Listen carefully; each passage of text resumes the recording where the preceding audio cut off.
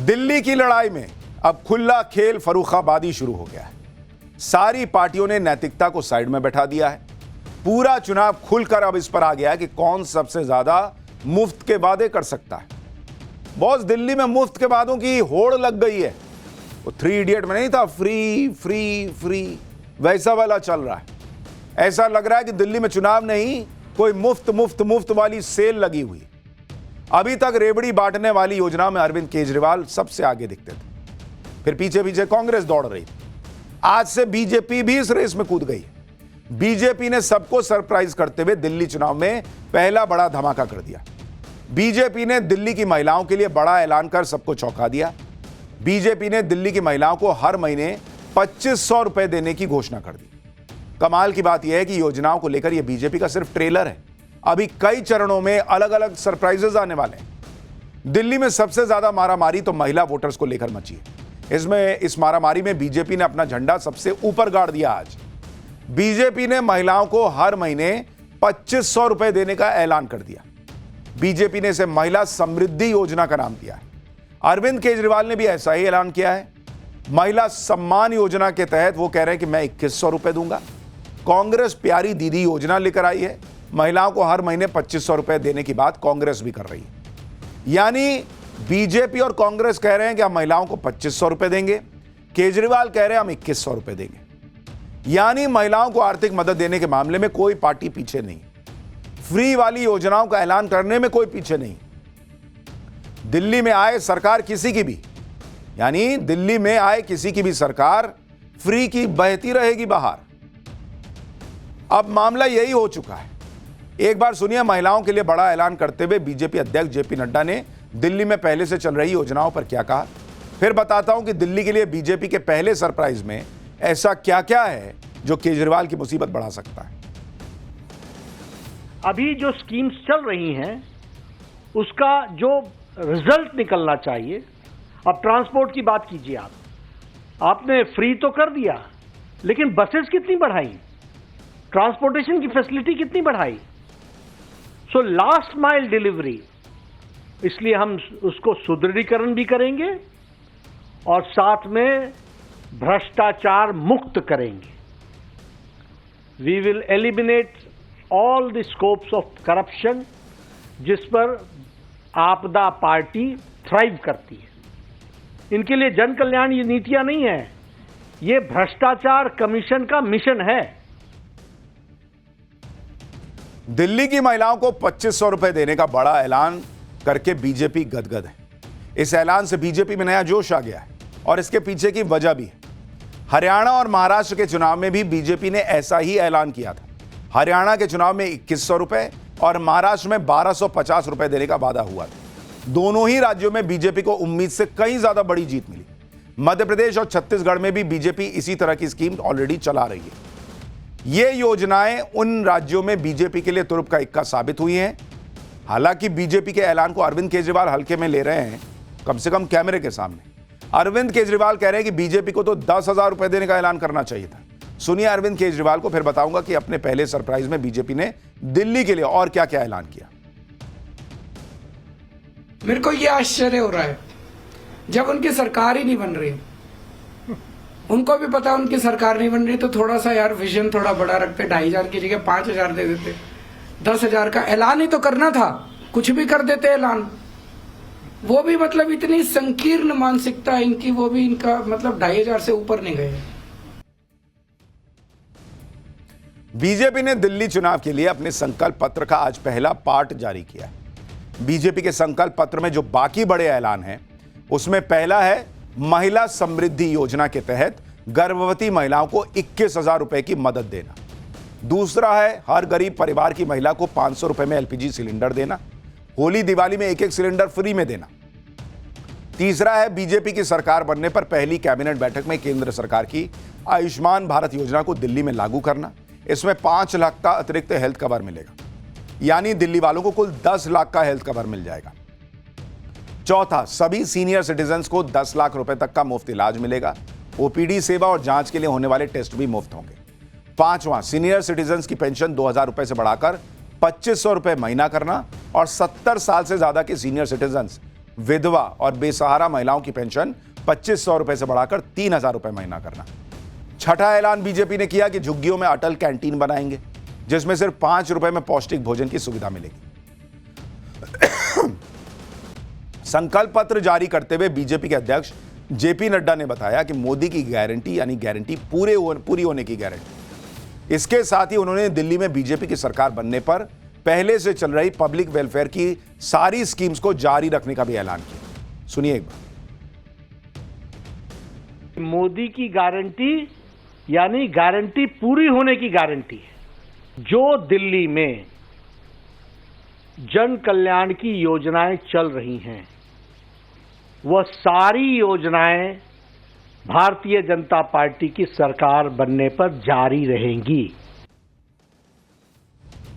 यानी दिल्ली को लेकर बीजेपी अध्यक्ष जेपी नड्डा ने साफ कर दिया कि दिल्ली में जो जन कल्याण की योजनाएं चल रही हैं वो चलती रहेंगी। लेकिन दूसरे शब्दों में कहें तो दिल्ली में अरविंद केजरीवाल की सरकार में जो स्कीम चल रही हैं उसे बीजेपी जारी रखेगी। इसका मतलब तो ये हुआ कि जन कल्याण की योजनाएं आप कह रहे हैं, इसका मतलब केजरीवाल जन कल्याण का काम कर रहे हैं।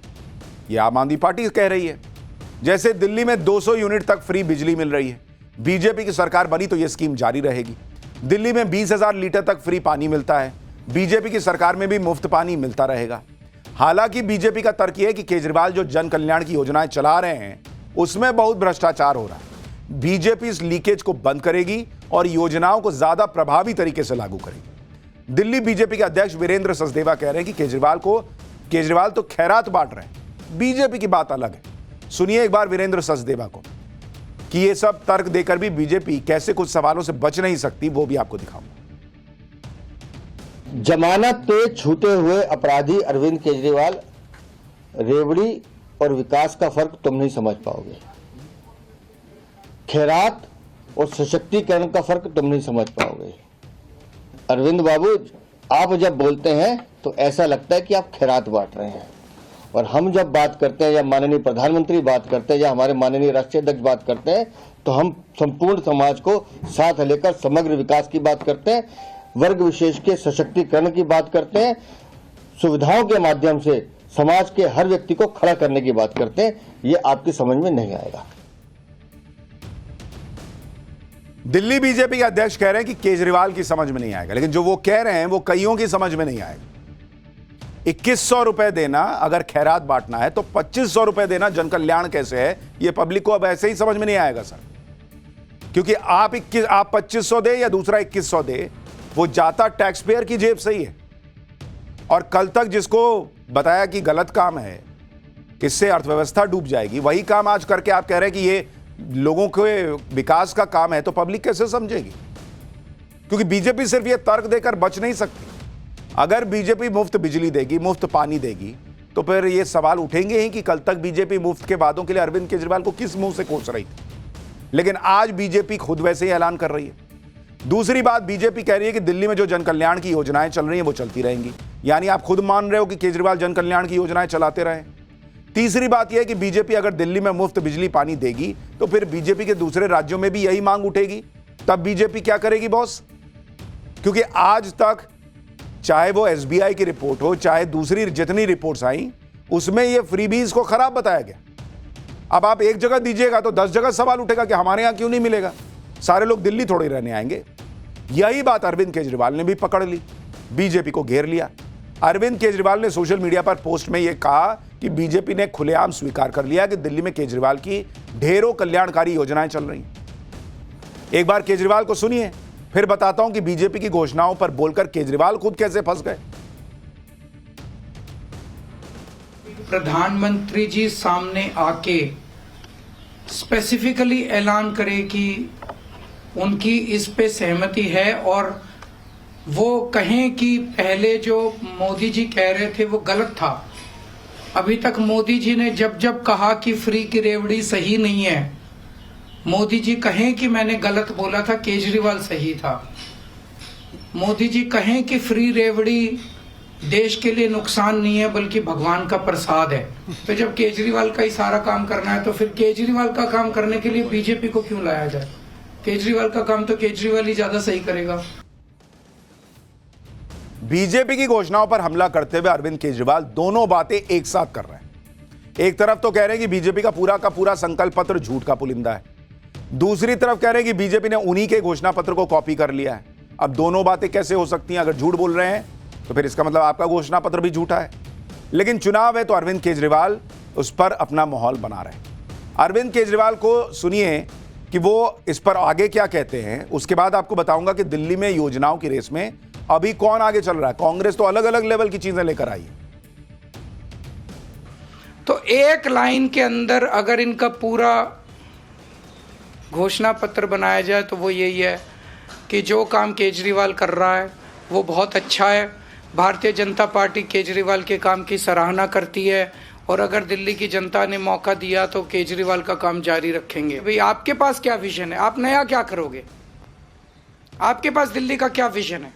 आपके पास दिल्ली की क्या प्लानिंग है? कोई प्लानिंग नहीं है इन लोगों के पास। बस हमारे मैनिफेस्टो के ऊपर, वो हमारी गारंटी के ऊपर वो चुनाव लड़ना चाहते हैं। बीजेपी ने दिल्ली में वादों का जो पिटारा खोला है उससे अरविंद केजरीवाल की टेंशन बढ़ सकती है, क्योंकि अब तक तो दिल्ली के चुनाव का पैटर्न यही है कि लोकसभा चुनाव में दिल्ली की जनता पीएम मोदी को भर भर के वोट देती है और विधानसभा चुनाव में अरविंद केजरीवाल को भर भर के वोट मिल जाते हैं, क्योंकि विधानसभा चुनाव में अरविंद केजरीवाल की मुफ्त बिजली पानी जैसी योजनाओं का फायदा केजरीवाल को मिल जाता है। इस बार बीजेपी ने भी ऐसे ही वादों की झड़ी लगा दी। ऐसे में दिल्ली की जनता को यह लग सकता है कि जब केजरीवाल वाली योजनाएं बीजेपी भी दे रही है और पीएम मोदी की गारंटी तो है ही, तो फिर क्यों ना विधानसभा चुनाव में भी पीएम मोदी के नाम पर ही बीजेपी को वोट दे दें? क्यों केजरीवाल को दें? फिर दूसरी बात, इस बार कांग्रेस ने भी मुफ्त के बड़े बड़े वादे किए हैं। दिल्ली की जनता ने 15 साल कांग्रेस का राज देखा हुआ है शीला दीक्षित के जमाने में। अगर कांग्रेस का वोट शेयर जरा भी बढ़ा तो सीधा नुकसान केजरीवाल को होगा, क्योंकि केजरीवाल को बम्पर जीत इसलिए भी मिलती है क्योंकि वो कांग्रेस का सारा वोट शेयर खा जाते हैं।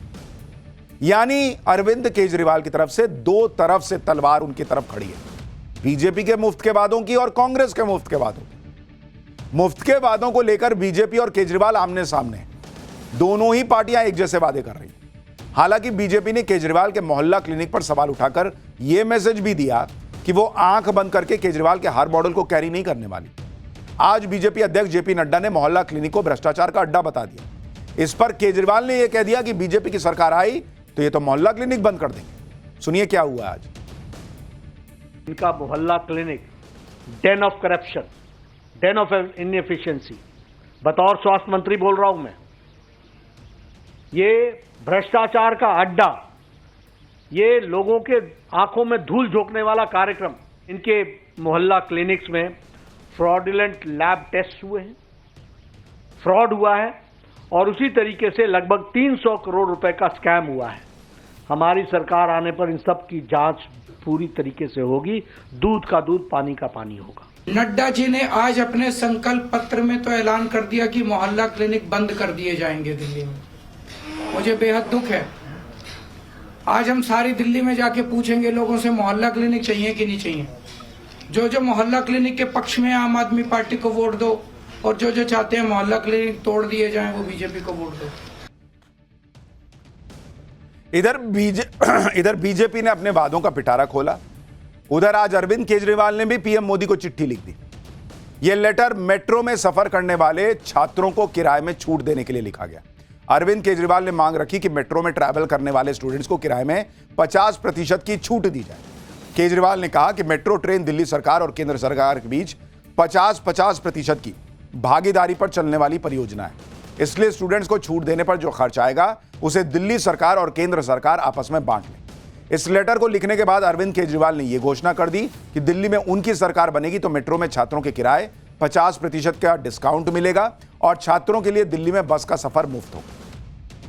अब इस पर भी पब्लिक सवाल पूछ रही है कि 10 साल से आपकी सरकार है, आपको अब चुनाव के वक्त याद आया कि छात्रों को जो है 50% डिस्काउंट देना चाहिए मेट्रो में, या उनको बस में फ्री सफर कराना चाहिए महिलाओं की तरह? सब पे सवाल है बॉस, किसी को आप छोड़ ही नहीं सकते। दिल्ली में फ्री की रेवड़ी बांटने में कोई पीछे नहीं है। आप कांग्रेस को देख लीजिए, वो अलग लेवल पर खेल रही है। कांग्रेस ने फ्री राशन किट देने का वादा कर दिया है। इस किट में 5 किलो चावल, 2 किलो चीनी, 1 लीटर तेल, 6 किलो दाल, 250 ग्राम चाय पत्ती। इसके अलावा कांग्रेस ने 25 लाख रुपए के स्वास्थ्य बीमा का ऐलान कर दिया है। युवा उड़ान योजना के तहत अप्रेंटिसशिप के नाम पर युवाओं को 1 साल तक हर महीने 8,500 रुपए दिए जाएंगे। इसके अलावा कांग्रेस 300 यूनिट तक फ्री बिजली देने की भी बात कर रही है। मतलब जिसको जो समझ में आ रहा है ना बॉस, कह रहा ये ले जाओ ना यार, ले जाओ, मेरे घर का पंखा उतार के ले, अपने घर का हालांकि देंगे नहीं। ये सारा ये लोग जो देंगे, कोई पार्टी हो बॉस, वो सब हमारे आपके टैक्स पेयर के पैसे से देंगे। अपने घर से देते तो कोई बात थी, 2500 और 2100 क्या 2-2 लाख ना दे दीजिए, लेकिन आप और हम जाएंगे, कमा के लाएंगे, भर भर के टैक्स भरेंगे, तब जाके ये सब बटेगा। हमने आपको पाठशाला में पहले भी बताया था कि दिल्ली का यह चुनाव मुफ्त की योजनाओं पर ही लड़ा जाएगा, और वही हो रहा है। सारी पार्टियों में यही रेस लगी है। मुफ्त बिजली का वादा, आम आदमी पार्टी कह रही है हम 200 यूनिट दे रहे हैं, बीजेपी कह रही है हम मौजूदा सरकार की योजना जारी रखेंगे, कांग्रेस कह रही है ये तो जारी रखेंगे, हमसे 300 यूनिट ले लो ना। क्या चल रहा है? मुफ्त पानी को लेकर तीनों पार्टियों ने जो वादे किए उसके मुताबिक आम आदमी पार्टी 20,000 लीटर पानी मुफ्त देगी। बीजेपी कह रही है मौजूदा सरकार की योजना जारी रखेंगे, कांग्रेस ने अभी घोषणा ही नहीं की। मुफ्त इलाज को लेकर जो वादा किया गया उसके मुताबिक आम आदमी पार्टी 60+ के सभी लोगों को मुफ्त इलाज देगी। बीजेपी आयुष्मान योजना के तहत 10 लाख रुपए तक का मुफ्त इलाज देगी। कांग्रेस कह रही है 10 लाख 25 लाख का मुफ्त स्वास्थ्य बीमा दूंगा। अरे भाई, मुफ्त एलपीजी सिलेंडर देने के वादे में चुनावी वादे जो है वो भी चमक रहे हैं। आम आदमी पार्टी ने हालांकि इस पर अभी कुछ नहीं कहा है। बीजेपी कह रही है गरीब परिवार की महिला को 500 रुपए में सिलेंडर देंगे, होली दिवाली पर 1-1 सिलेंडर फ्री देंगे। कांग्रेस कह रही है 500 रुपए में सिलेंडर और फ्री राशन किट देंगे। बुजुर्गों की पेंशन को लेकर जो ऐलान है उसके मुताबिक आम आदमी पार्टी हर महीने 2500 रुपए देगी। बीजेपी 60 से 70 साल के बुजुर्गों को 2500 रुपए पेंशन देगी। कांग्रेस ने अभी घोषणा नहीं की। मतलब बॉस, दिल्ली में ऐसे झाड़ दीजिए नेता का जेब तो फ्री गिर रहा है, तुम भी उठा लो फ्री का वादा, वैसा वाला मामला है। इन वादों को देखकर यही लग रहा है कि जैसे दिल्ली में चुनाव नहीं हो रहा बल्कि आईपीएल का ऑक्शन हो रहा है। वोटर्स की बोली लग रही है, हर पार्टी अपना प्राइस बता रही है।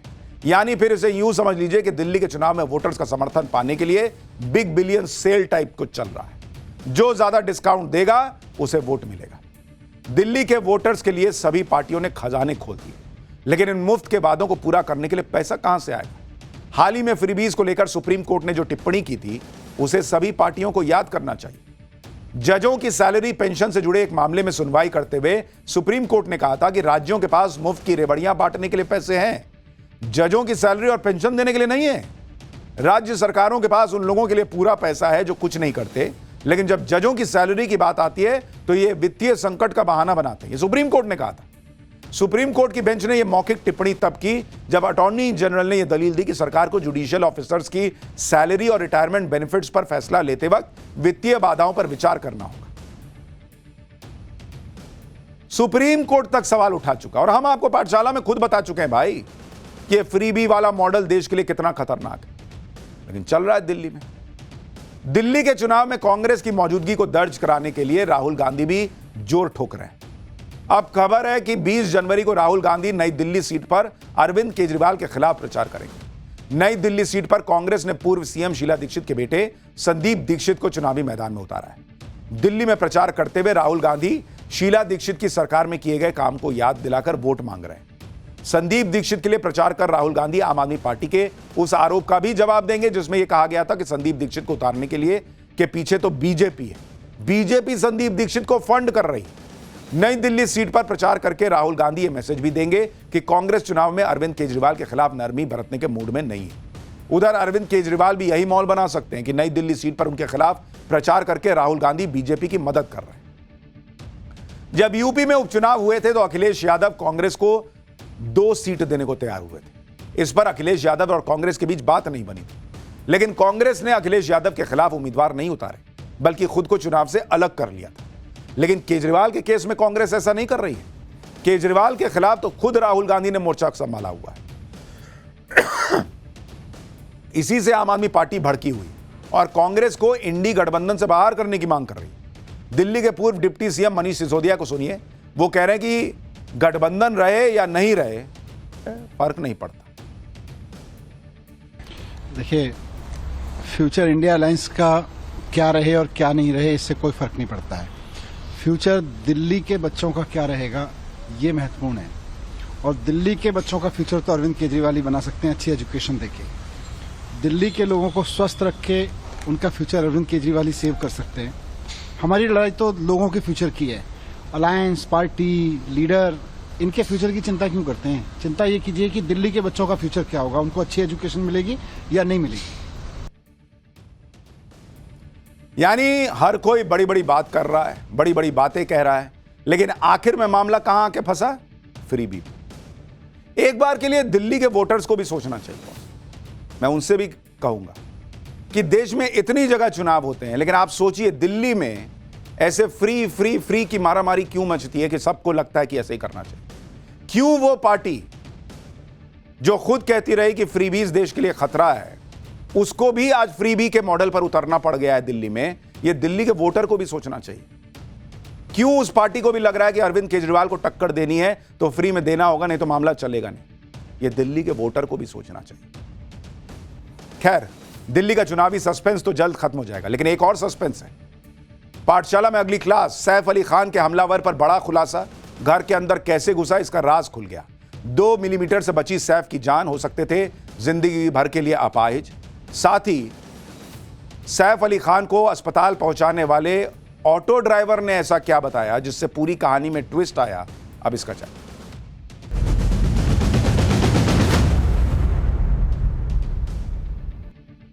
बॉलीवुड एक्टर सैफ अली खान उन पर हुए हमले का राज गहरा होता जा रहा है।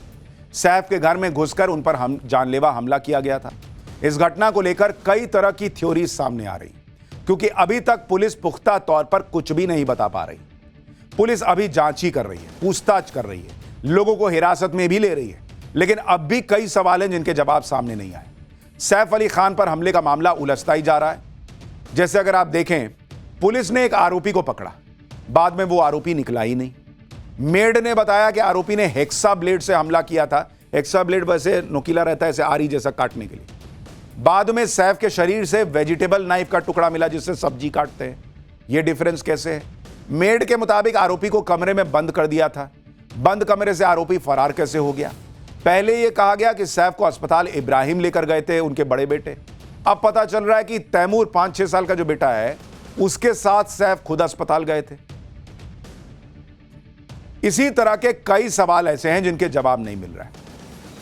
हालांकि पुलिस जांच कर रही है। इस मामले में लगातार अपडेट्स भी आ रहे हैं, जिसके बारे में आपको पूरी डिटेल के साथ आज बताऊंगा। अभी तक सबसे बड़ा सवाल यही है कि हमलावर आखिर सैफ अली खान के घर तक पहुंचा कैसे? यह है वो हमलावर। सैफ अली खान का घर बांद्रा के सतगुरु शरण अपार्टमेंट की 12वीं मंजिल पर है। बांद्रा इलाका वैसे ही काफी सिक्योर इलाका माना जाता है। बॉलीवुड की कई हस्तियां यहां रहती हैं, जिस पर बिल्डिंग में सैफ अली खान भी रहते हैं, और वो भी हाई सिक्योरिटी से लेस। इसके बाद भी आरोपी सैफ के घर तक पहुंच गया, तो इसका जवाब अब सामने आ रहा है। सैफ पर हमला करने वाले आरोपी का एक और सीसीटीवी फुटेज मिला है, जिसमें वो सीढ़ियों से ऊपर जाता दिख रहा है। ये देखिए, चेहरे पर नकाब है और पीठ पर बैग है। ध्यान से देखने पर दिखता है कि कैसे चोरी छिपे और दबे पांव आरोपी ऊपर जा रहा है। हमलावर रात 1:37 पर अंदर आया और रात 2:33 पर फरार हुआ। ये दोनों फुटेज आपके सामने हैं।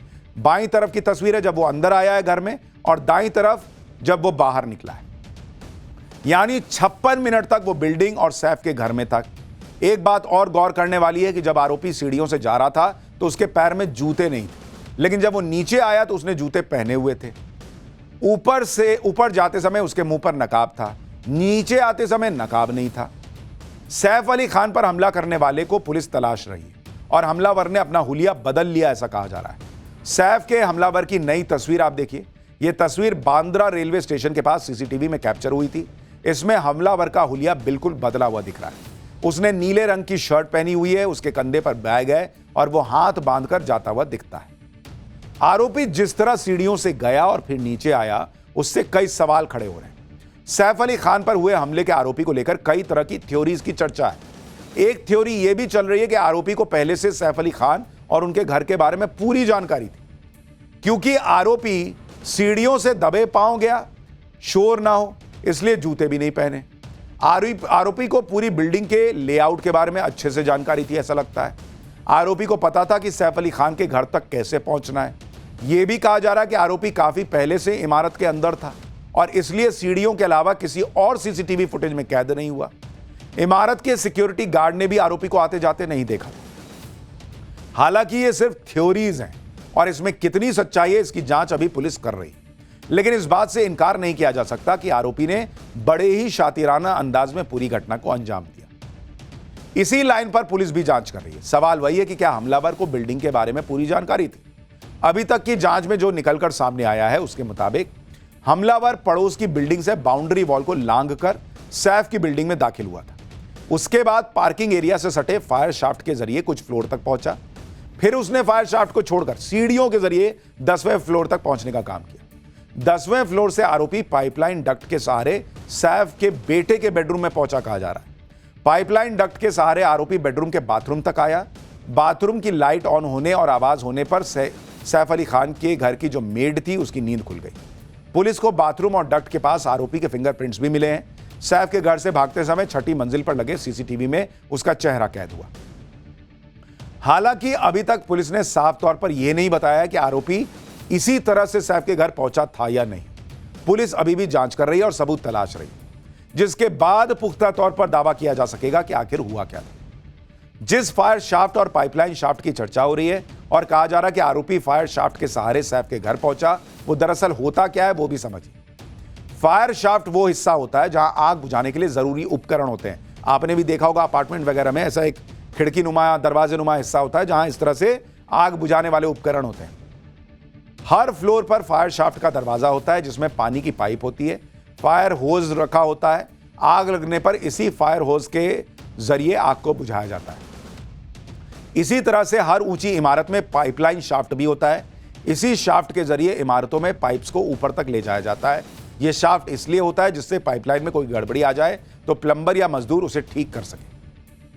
अब सवाल यह भी है कि सैफ के घर में बच्चों के बेडरूम से आरोपी फरार कैसे हुआ, क्योंकि सैफ अली खान की मेड ने पुलिस को जो बताया उसके मुताबिक हमले के बाद सैफ और बाकी लोग कमरे से निकल गए थे और आरोपी को कमरे में बंद कर दिया था। कमरा बाहर से बंद था और बाद में जब कमरा खोला तो आरोपी वहां था नहीं, वो फरार हो चुका था। आखिर बंद कमरे से आरोपी फरार कैसे हुआ, इस पर पुलिस का कहना है कि कमरे में बंद होने के बाद आरोपी बाथरूम में गया, वहां पाइपलाइन शाफ्ट के सहारे नीचे उतरा। 2-3 फ्लोर नीचे आने के बाद आरोपी ने शाफ्ट छोड़ दिया और फायर एस्केप के लिए बनी सीढ़ियों से फरार हो गया। यानी जिस रास्ते से आरोपी घुसा था उसी रास्ते से फरार हुआ। लेकिन एक बड़ा सवाल यह है कि आरोपी को बिल्डिंग से निकलते समय किसी ने देखा क्यों नहीं? पुलिस इसका भी जवाब तलाश रही है। इसी तरह की और भी चर्चाएं चल रही। पुलिस को लेकर भी सवाल उठ रहे हैं कि अगर यह चोरी का मामला है तो अभी तक आरोपी पकड़ा क्यों नहीं गया? पुलिस ने आज इस मामले की जांच के लिए एक शख्स को पूछताछ के लिए हिरासत में लिया। यह उसी आदमी की तस्वीर है। जैसे ही इस आदमी को पुलिस ने पकड़ा तो हल्ला मच गया कि आरोपी को गिरफ्तार कर लिया गया है, लेकिन यह आदमी आरोपी था ही नहीं। पुलिस ने खुद इसे पूछताछ के लिए बुलाया था। इसका नाम वारिस अली है और यह कारपेंटरिंग का काम करता है, यानी लकड़ी वकड़ी का काम करता है। वारिस अली सैफ के घर पर फर्नीचर का काम करने के लिए गया था। सुनिए वारिस अली की पत्नी ने क्या बताया। अरे करते नहीं थे, पहला दिन लगा हुआ था। काम चालू किया था पहला दिन, उसी दिन काम चालू किए थे। तो फिर मेरे आदमी उठ के चले गए, तो फिर वो पुलिस के साथ में मतलब वहाँ से मिले थे, पुलिस उनके घर से मिले। बात सिर्फ पूछताछ के लिए लिए गए बस, और कुछ नहीं। अब क्या बोला आपने? अंदर गए मिलने मुलाकात मैं मिलने के लिए गए, मैं बोली मेरे हस्बैंड से मिल लेने दीजिए, खाली मेरे को दूर से शक्ल दिखा दीजिए। तो बोले अभी मिल नहीं सकते, आप लोग घर जाइए, आज ऊपर से ऑर्डर आएगा तो छोड़ देंगे। यानी वारिस अली सैफ अली खान के घर पर काम करने के लिए गया था। बिल्डिंग में मजदूरों का आना जाना लगा रहता था। इसी को लेकर एक और थ्योरी की चर्चा चल रही है। कयास लगाए जा रहे हैं कि हो सकता है कि यह आपसी दुश्मनी का मामला हो। कहा यह भी जा रहा है कि बिल्डिंग परिसर में कुछ दिनों से काम चल रहा था। सैफ अली खान की किसी मजदूर से कुछ बहस भी हुई थी। हो सकता है उसी मजदूर ने घटना को अंजाम दिया हो। सीसीटीवी में घटना के 2 घंटे पहले बिल्डिंग में बाहर से कोई अंदर जाता हुआ हालांकि नहीं दिखा। पुलिस इस एंगल से भी जांच कर रही है और बिल्डिंग में काम करने वाले लोगों से भी पूछताछ की गई है। सैफ के घर में काम करने वालों से भी पूछताछ हुई है। हमलावर ने सैफ अली खान पर चाकुओं से हमला किया था, जिसमें सैफ अली खान को 6 जख्म लगे।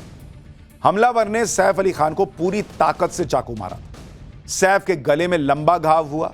उनकी पीठ में चाकू घोंप दिया था, जिससे चाकू का 2.5 इंच का हिस्सा टूटकर सैफ अली खान के शरीर में फंस गया था। उस चाकू की तस्वीर देखिए बॉस, इतना हिस्सा सैफ अली खान के शरीर से निकला है चाकू का, जिसे लीलावती अस्पताल के डॉक्टर्स ने निकाला। यह चाकू सैफ की रीढ़ की हड्डी से कुछ ही मिलीमीटर की दूरी पर रह गया था। डॉक्टर्स का कहना है कि अगर 2 मिलीमीटर चाकू अंदर और चला गया होता तो स्पाइनल कॉर्ड को डैमेज कर सकता था, जिससे सैफ अली खान जिंदगी भर के लिए अपाहिज हो सकते थे। सुनिए डॉक्टर्स को, फिर आपको बताऊंगा इस केस से जुड़े 2 और खुलासों के बारे में। बहुत फॉर्चुनेट है, 2 मिलीमीटर से बच गया। जहां तक नाइफ पहुंचा है उससे 2 मिलीमीटर और जाने से स्पाइनल कॉर्ड में इंजरी हो सकता था, which is very fortunate. It's a very deep wound, but वो जस्ट स्पाइन कॉर्ड से थोड़ा बच गया, तो उनकी एक अच्छी वो है। सैफ अली खान फिलहाल ठीक हैं और आईसीयू से स्पेशल रूम में शिफ्ट किए जा चुके हैं। सैफ अली खान सर्जरी के बाद तेजी से रिकवर भी हो रहे हैं।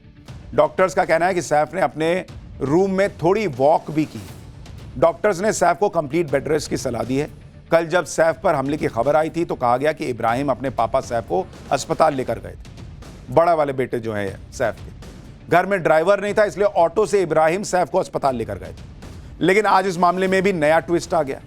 लीलावती अस्पताल के डॉक्टर ने इस बारे में जानकारी दी। लीलावती अस्पताल के सीओओ डॉक्टर नीरज उत्तमानी उन पहले लोगों में से थे जिन्होंने सैफ को सबसे पहले देखा था, और उनका कहना है कि सैफ ऑटो से खुद आए थे और सैफ के साथ उनका बेटा तैमूर था, ना कि इब्राहिम। सुनिए डॉक्टर ने क्या कहा, फिर उस ऑटो वाले के बारे में बताऊंगा जिसने सैफ अली खान को अस्पताल तक पहुंचाया था।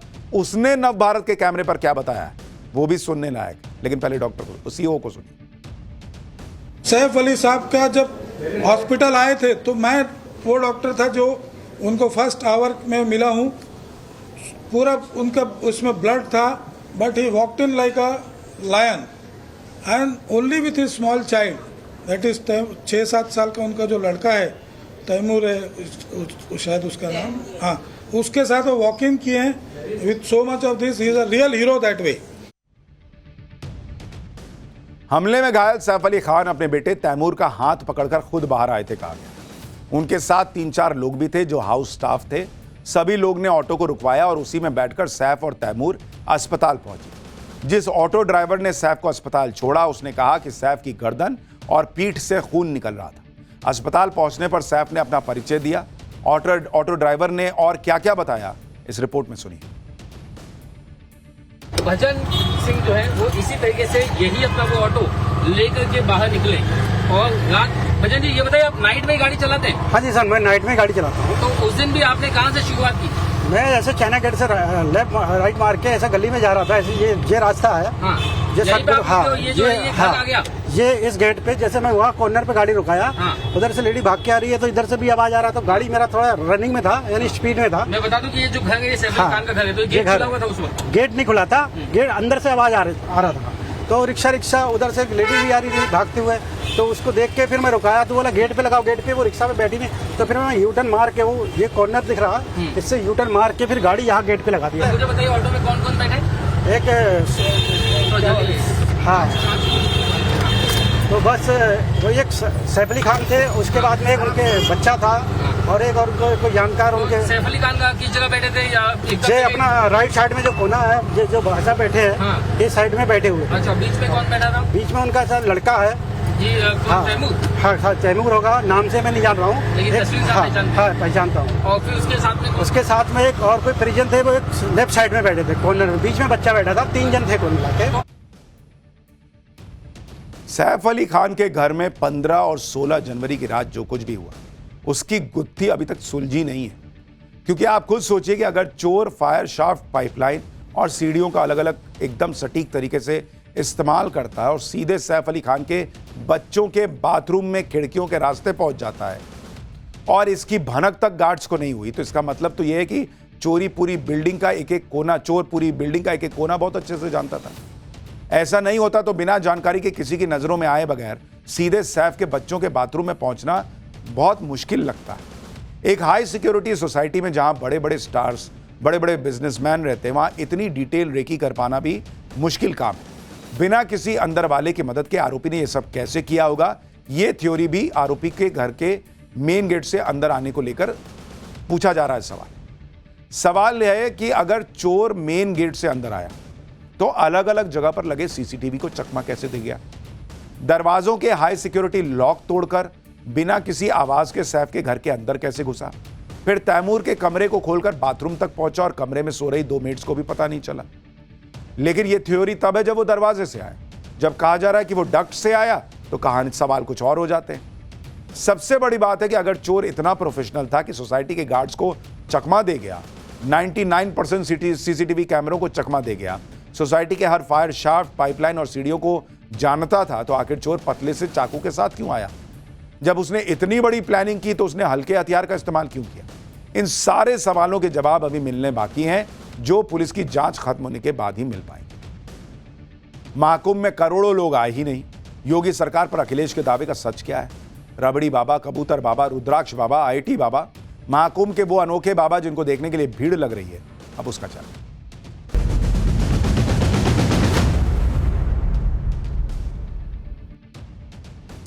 प्रयागराज महाकुंभ को दिव्य और भव्य बनाने के लिए पीएम मोदी और सीएम योगी ने जो इंतजाम किए, उसकी पूरी दुनिया में वाहवाही हो रही। महाकुंभ में पहुंचे साधु संत श्रद्धालु इंतजामों को देखकर गदगद हैं। अब तक देश दुनिया से पहुंचे 7 करोड़ से ज्यादा श्रद्धालु संगम में आस्था की डुबकी लगा चुके हैं। लेकिन हमारे देश में एक ऐसा इकोसिस्टम है जिसने सनातन के गौरव से जुड़ी हर बात का विरोध करने का ठाना हुआ है।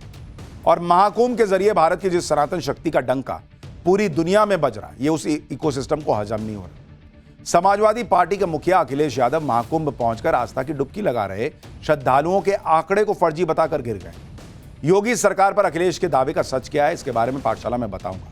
लेकिन पहले महाकुंभ के वो अनोखे बाबा जिनको देखने के लिए भीड़ लग जा रही। सबसे पहले कबूतर बाबा से मिले। ये पिछले 9 सालों से अपने सिर पर कबूतर लेकर घूम रहे हैं। ये जहां जाते हैं इनका कबूतर साथ जाता है। बाबा की जटाएं कबूतर का घर बन चुकी हैं। बाबा कहते हैं कि वो इस कबूतर को अपने बच्चे की तरह पाल रहे हैं और अब तक 3 कुंभ में उसे स्नान भी करवा चुके हैं। कबूतर बाबा का असली नाम राजपुरी जी महाराज है और इन्होंने अपने कबूतर का नाम हरिपुरी रखा है। आप जानकर हैरान रह जाएंगे कि हरिपुरी नाम का ये कबूतर भोजन के तौर पर सिर्फ काजू, बादाम, पिस्ता खाता है। महाकुंभ से कबूतर वाले बाबा पर हमारे सहयोगी की एक रिपोर्ट देखिए। के साथ ये जो आपकी वीडियोज है, फोटो है, बहुत वायरल हो रही है, किस तरीके से रिश्ता जुड़ गया? ये तो जीव सो शिव है, जीव की माया है, बस जीव सो ही शिव है, सेवा है, सब शिव ही है। जहाँ देखे वहाँ शिव की माया ही है, शिव के अलावा और कोई खेल नहीं है। तो दिनचर्या इसकी 24 कला यही है, साथ में रहना, साथ में खाना पीना, सब काम साथ में। एक बच्चे को कैसे रखते वैसे रखना पड़ता है इसको। कितने सालों से ये सिलसिला चला आ रहा है? ये सिलसिला 9 साल 9-10वां साल चल रहा है। अच्छा। हाँ। जहाँ जाते हैं आपके साथ? जहाँ जाते पूरा भारत का भ्रमण कर लिया तो ही साथ में ही रहता है। 9 साल से जब कुंभ में जाते हैं तो भी ये साथ? हाँ, कुंभ में साथ में रहता है। 3 कुंभ हो गए इसके। इसने प्रयागराज दूसरा कुंभ है इसका। अर्ध कुंभ में भी था और अभी महाकुंभ में भी है ये। और वापस हरिद्वार कुंभ में भी इसने स्नान किया, कुंभ में भी था। और कल स्नान पे गए तो भी स्नान किया इसने। अच्छा। अब आपको एक ऐसे बाबा से मिलवाता हूं जिन्हें देखकर आपको बहुत दर्द और चुभन महसूस होगी। इन्हें लोग कांटे वाले बाबा कहते हैं। कांटे पर ही रहकर ये बाबा हठयोग कर रहे हैं। कांटा ही इनका बिछौना है और वही चादर। इस कड़ाके की ठंड में संगम के किनारे कांटों की सेज पर लेटे इन साधु का नाम रमेश कुमार मांझी उर्फ कांटे वाले बाबा है। बाबा के शरीर पर नाम मात्र का कपड़ा है और हर तरफ कांटे ही कांटे नजर आ रहे हैं। तस्वीरों में भी दिखता है कि बाबा बेफिक्र होकर कांटों पर लेटे हुए। उनका एक हाथ विशेष मुद्रा में उठा है और दूसरे हाथ से डमरू बजा रहे हैं। बाबा का कहना है कि वो 40 साल से ज़्यादा समय से इसी तरह कांटे की शैया पर साधना कर रहे हैं। वो हठयोग से ये बताना चाहते हैं कि अगर मनुष्य ठान ले तो कांटे की शैया भी उसे मखमली बिस्तर का एहसास कराती है। सुनिए एक बार। इसको कैसे सहन कर लेना? प्रभु की महिमा है। तो क्या कांटे आपको चुभ नहीं रहे? सब भगवान की महिमा है। उसको पूजा करता हूँ, गुरु की सेवा करता हूँ। गुरु ने ज्ञान दिया। गुरु अब एक और अनोखे बाबा से मिलिए जिन्होंने पूरे शरीर को रुद्राक्ष की मालाओं से ढका हुआ। ये देखिए, बाबा का दावा है कि इन्होंने अपने मुकुट और शरीर पर कुल 1.25 लाख रुद्राक्ष जो है वो धारण किए, जिनका वजन करीब 35 किलो है। मध्य प्रदेश के रहने वाले रुद्राक्ष बाबा का नाम विजय पुरी है, जिन्होंने बेहद कम उम्र में ही घर बार सब छोड़कर संन्यास ले लिया। एक सन्यासी की क्या दिनचर्या होती है, रुद्राक्ष वाले बाबा से सुनो। कठिनाई तो सबसे ज़्यादा साधु में ही होते हैं, क्योंकि आप लोग सुबेरे 8-9 बजे उठते हैं। हम लोगों के सुबेरे 4 बजे, चाहे कोई भी हालत में 4 बजे उठना ही पड़ता है, चाहे ठंडी हो, चाहे गर्मी हो, चाहे बरसात हो, चाहे आंधी आए, चाहे तूफान आए। 4 बजे उठना जो हमारे प्रकृति है, नियम है, वो 4 बजे उठते हैं, नहाना धोना और फिर आरती पूजा जो हमारे फिर और नित्य क्रिया होता है वो नित्य क्रिया करते हैं। नित्य क्रिया करने के बाद में फिर समाज को भी देखते हैं। समाज को देखने के बाद में फिर गाय सेवा करते हैं। गाय सेवा के बाद में भी और भी कोई खेती के भी काम संभालते हैं। वायरल बाबाओं के बीच महाकुंभ अपनी भव्यता के लिए पूरी दुनिया में सुर्खियां बटोर रहा है। महाकुंभ में इतनी भीड़ है कि पैर रखने तक की जगह नहीं। रोज नए रिकॉर्ड बन रहे हैं। जहां तक नजर जाती है साधु संत और भक्त दिखाई पड़ते हैं। संगम में स्नान करने का कोई समय नहीं। दिन रात यहां लोग पहुंच रहे हैं और संगम में पहुंचकर आस्था की डुबकी लगा रहे हैं। आंकड़ों पर अगर नजर डालें तो महाकुंभ में 6 दिनों में 7 करोड़ भक्तों का आंकड़ा पार कर चुका है। 29 जनवरी को मौनी अमावस्या पर सबसे बड़ा अमृत स्नान है। योगी सरकार के अनुमान के मुताबिक 8 से 10 करोड़ भक्त यहां पहुंच सकते हैं। वहीं त्रिवेणी के संगम पर 10 लाख से ज्यादा लोग कल्पवास कर रहे हैं। लेकिन समाजवादी पार्टी के अध्यक्ष अखिलेश यादव को यह नंबर नहीं दिख रहा है। ऐसा लग रहा है कि जैसे उन्हें महाकुंभ के बहाने सिर्फ सरकार पर सवाल उठाने। पहले अखिलेश यादव ने महाकुंभ के इंतजामों पर सवाल उठाए, अब वहां उनका हिसाब किताब नहीं बना तो अब वो महाकुंभ में पहुंचने वाले भक्तों के आंकड़ों पर सवाल खड़े कर रहे हैं। अखिलेश यादव ने तो यहां तक कह दिया कि महाकुंभ को लेकर सरकार का हर आंकड़ा फर्जी है। सुनिए एक बार। सरकार का हर आंकड़ा वो है फर्जी और हमारा पत्रकार साथी सही बोल रहा है, हम इसको धन्यवाद देते हैं। कुछ ट्रेनें खाली आ रही हैं, सुनने में आया गोरखपुर वाली खाली ट्रेन गई है पूरी, और नहीं मानते अभी वीडियो दिखा सकता हूं मैं आपको। नहीं वो छोड़िए, हम उन पर चर्चा नहीं करना चाहते हैं, लेकिन ये बात मोटी मोटी मान लीजिए कि बीजेपी का हर आंकड़ा फर्जी है। पता नहीं अखिलेश यादव ने कौन सा चश्मा पहन रखा है जिससे उन्हें भगवा रंग ही शायद दिखना बंद हो। ना उन्हें महाकुंभ में उमड़ी भीड़ दिख रही है, ना महाकुंभ में सरकारी इंतजाम दिख रहे हैं। सोचिए, जहां करोड़ों लोग पहुंच रहे हैं वहां की व्यवस्था बिना इंतजाम के कैसे चल रही होगी। अब अखिलेश यादव के इस बयान ने बीजेपी को मौका दिया। बीजेपी सांसद रवि किशन ने कहा कि अखिलेश इसलिए दुखी है क्योंकि पीडीए के लोगों ने कुंभ में डुबकी लगाई। सुनिए रवि किशन ने क्या कहा। उस पर भी आंकड़ाबाजी कर रहे हैं। चुनाव में लड़ना है, हिंदू जगह है, हिंदू को जगह रहने दो। हर जात का धर्म का लोग आ रहा है, हर बिरादर इसमें स्नान कर रहा है। ना कोई सारा पीडीए डूब गया है इनका, अब सारा ध्वस्त हो गया तो तब थोड़ा तो बिलबिलाएंगे सब। हालांकि महाकुंभ पर पॉलिटिक्स के बीच एक आईआईटी वाले बाबा खूब वायरल हो रहे हैं। आईआईटी बाबा के नाम से अभय सिंह पॉपुलर हुए तो सभी लोगों को उनकी लाइफ में इंटरेस्ट आने लगा। आईआईटी बाबा का अंदाज और उनका बैरागीपन हर किसी को अपील कर रहा है। आईआईटी बाबा के पीछे भीड़ भाग रही है, लेकिन अब अभय सिंह इसी भीड़ से भाग रहे हैं। बताया जा रहा है कि महाकुंभ में बेटे को खोजते खोजते अभय सिंह के माता पिता जूना अखाड़े के 16 मड़ी आश्रम पहुंच गए, जिसके बाद आईआईटी बाबा महाकुंभ के मेले में हर किसी की नजर से फिलहाल ओझल हो गए। इस बीच अभय सिंह की कॉलेज के दिनों की फोटो वायरल हो रही हैं, जिसमें वो अपने दोस्तों के साथ दिखाई दे रहे हैं। वो कहीं दोस्तों के साथ मस्ती कर रहे हैं, कहीं पेंटिंग बना रहे हैं, कहीं हॉस्टल में पास्ता बना रहे हैं। उनके कॉलेज के कन्वोकेशन के फोटोज भी वायरल हो रहे हैं, जिसमें वो अपने दोस्तों के साथ दिखते हैं। लोगों का इंटरेस्ट इस बात में कतई नहीं है कि आईआईटी बाबा क्या सोचते हैं और कौन से सत्य की खोज में लगे हैं। ज्यादातर लोग इस बात से हैरान हैं कि आईआईटी मुंबई जैसे संस्थान में पढ़ने के बाद, लाखों रुपए की नौकरी करने के बाद ऐसा क्या हुआ कि 34 साल का एक शख्स बाबा बन गया। क्योंकि आमतौर पर हमारे समाज में बाबा या साधु बनने की जो व्यवस्था है उसे 60 साल की उम्र के बाद माना जाता है। लेकिन अभय सिंह के साथ क्या हुआ, ये सबके मन में सवाल है। अभय सिंह का आईआईटी मुंबई से साधु बनने तक का सफर भी अनोखा है। अभय सिंह मूल रूप से हरियाणा के झज्जर के रहने वाले हैं। उनके पिता झज्जर कोर्ट में वकालत करते हैं। सामान्य परिवार से आने वाले अभय सिंह ने 2008 में 731 रैंक के साथ आईआईटी क्रैक किया, जिसके बाद उन्होंने आईआईटी मुंबई से एरोस्पेस इंजीनियरिंग की 4 साल की डिग्री ली। इसके बाद आईआईटी बॉम्बे से ही अभय सिंह ने विजुअल कम्युनिकेशन में कोर्स किया। आईआईटी की इंटर्नशिप के दौरान 2 महीने तक उन्होंने उत्तराखंड में फोटोग्राफी की। इस दौरान फैशन फिल्मों और कई एड फिल्मों में भी उन्होंने डायरेक्ट किया। 2019 में वो कनाडा चले गए, जहां लाखों के पैकेज पर काम किया। 2021 में वो वापस इंडिया आ गए और 9 महीने तक सदगुरु के आश्रम में रहे। अभय सिंह बाबा सोमेश्वर पुरी को अपना आध्यात्मिक गुरु मानते हैं। बाबा सोमेश्वर पुरी ने ही उन्हें अघोड़ियों जूना अखाड़े के महात्माओं और कई साधु संतों से मिलवाया। अभय सिंह के गुरु आने वाले सालों में उन्हें देश के सबसे बड़े संत के तौर पर देखा। तो ये हैं अभय सिंह की वो तस्वीरें जिसमें वो कॉलेज में जो एक यूथ होता है उसकी तरह दिखते हैं, और आज जो वो साधु संत बने हुए हैं उसको लेकर हर तरफ चर्चा हो रही है।